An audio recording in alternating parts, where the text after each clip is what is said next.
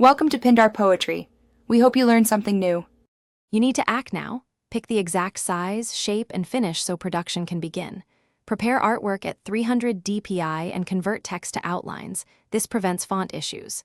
Export CMYK PDF with a 125 bleed to match print specs. Once done, request a physical or digital proof to confirm color and cut. Order a small run, 50 to 100 samples, to verify material, adhesive, and durability before committing to a larger quantity. Now focus on production choices. Pick vinyl for outdoors or laminated paper for indoor use because material dictates lifespan. Choose digital printing for small batches and flexo or offset when you need lower unit costs in large runs. Make sure the printer uses your provided color profile and approve a press proof if available.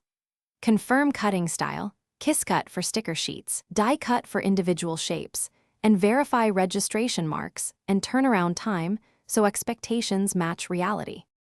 Complete the job by inspecting the delivered stickers. Check color consistency, cut accuracy, and peel strength on 10 to 20 random samples. Store stock flat in a cool, dry place.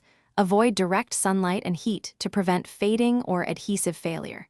If you find problems, document them with clear photos and compare to the approved proof.